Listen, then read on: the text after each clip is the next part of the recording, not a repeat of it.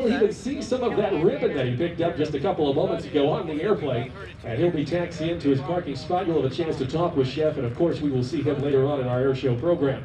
Off to the right-hand side, we're about to see the North American SNJ. Some of you may know it as the T-6 Texan. After flying those PT-17 Stearmans during World War II, as a training pilot, you would then move on to advanced training. And this was the aircraft in which you did that type of training in. It's the T-6 Texan, the SNJ. Let's listen to the sound of round of more than 600 horsepower as he is now on the roll from our right.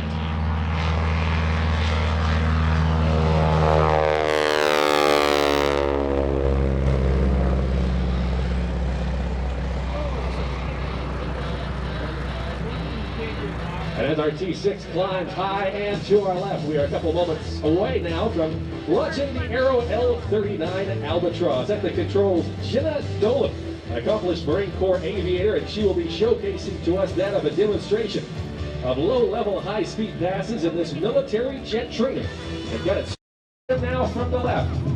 As he dives in, and we take you back to the big bands with some big band music and let you listen to the sounds of Kevin Russo and the North American SNJ.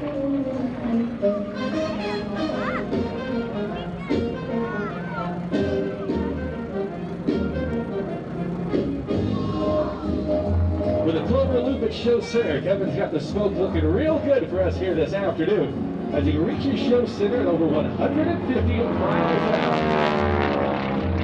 He flies it up and over the top for this Barnstormers loop. You will hear that radial engine, that low growling noise, but listen to this as he comes by. The issue here is not so much the engine, but rather the propeller tips going supersonic at about 2,400 RPM. You're actually listening to small little miniature sonic booms, believe it or not. He's going to climb off to the right-hand side and bring it back in. The SNJ was the most powerful of the trainers during World War II and the most complex, with a variable pitch propeller, retractable landing gear, and radio equipment. It was also responsible for teaching pilots how to fly in instrument conditions in the clouds, otherwise known as flying blind. It was fully instrumented and allowed pilots to learn how to fly without outside visual.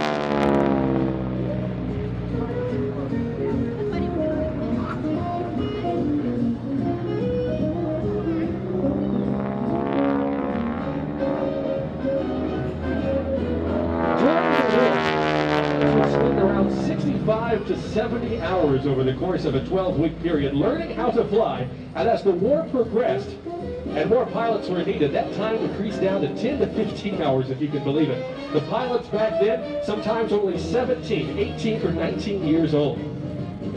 The SNJ that you're seeing here weighs in at about 3 tons, and doing aerobatics is actually quite difficult.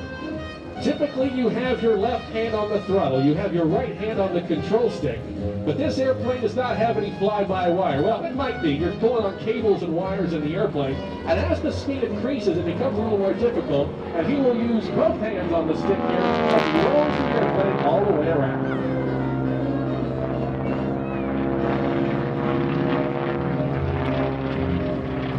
This aircraft, painted in its authentic World War II training colors, was assigned to the training wing at Naval Air Station in Pensacola, Florida. As Kevin approaches again from high and to our right. Our pilot today, Kevin Russo, has over 23,000 hours of flight time, including serving as an airline pilot for American Airlines. He's flown the Airbus A300, the Boeing 767, and a variety of warbirds as well. His favorite, the SNJ.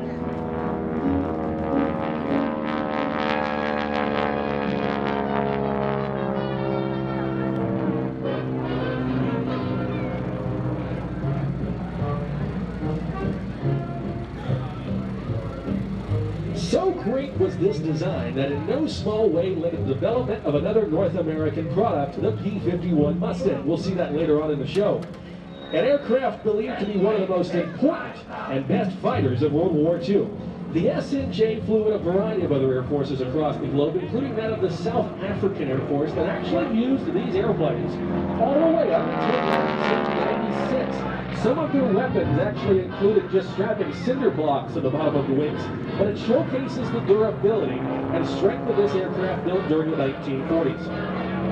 A few of those South African T6 Texans down flying air shows all across North America. I remember reading in Train a Plane magazine several years ago that you could pick up one of these aircraft surplus from the military for sometimes about $600. Today, these aircraft are worth well over $250,000 a copy. What an investment that would have been. Take a look now as Kevin Russo from the great state of New Jersey dives the T6 in for his next maneuver, trading altitude for airspeed.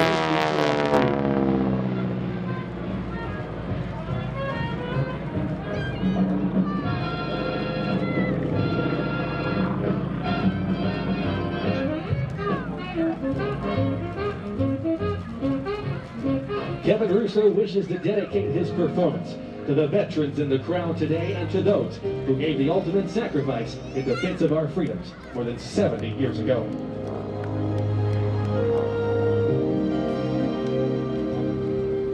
When I think back on these times and the dreams we left behind, I'll be glad 'cause I was blessed to be.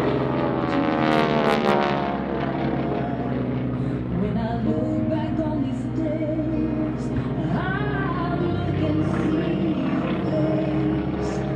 You were right there for me.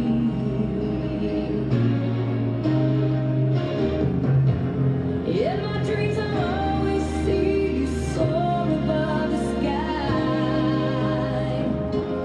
In my heart there'll always be a place for you for all my life. I'll keep a part of you with me.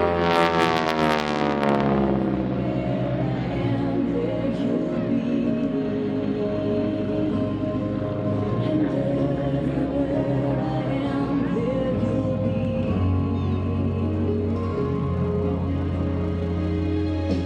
Will you show me how it feels to feel the sky within my reach?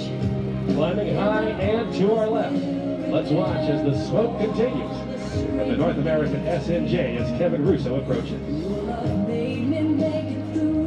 Oh, I owe so much to you. You were right there for me.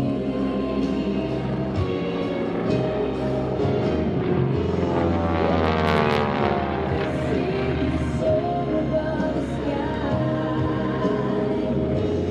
In my heart there'll always be a place for you for all my life. I'll keep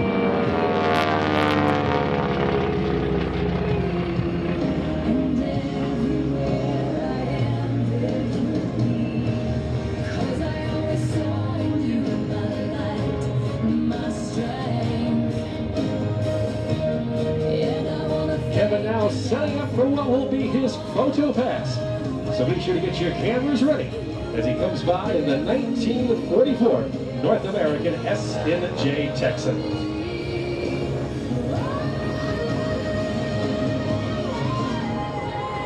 In my dreams I always see you soar above the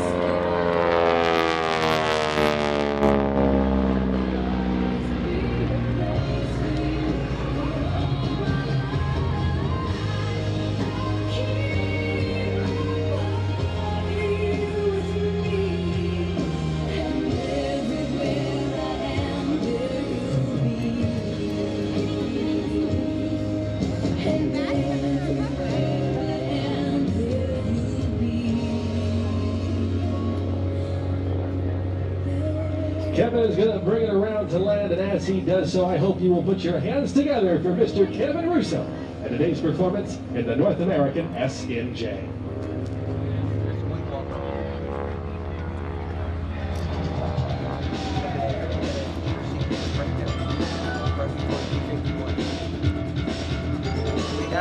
Well, we saw them help open our show, and taxiing out right now from the Milton Flying Circus, here comes our circus pilot. And you will see that he's got a guest on board, and we'll be telling you all about it here in just a couple of moments as they taxi for takeoff.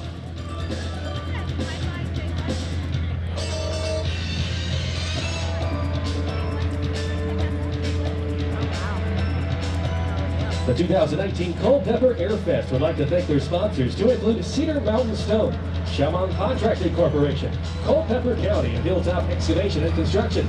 Thanks also to Euro Composites, Germana Community College, Battlefield Automotive, Precision Marine Works, Carter Caterpillar, Control Case, Novit Health, Career Partners Incorporated, Jefferson Home Builders, thanks to Meadow Farms Golf Course and the movie Midway in theaters November 8th. We thank all of our partners for their support of the 2019 Culpeper Air Fest.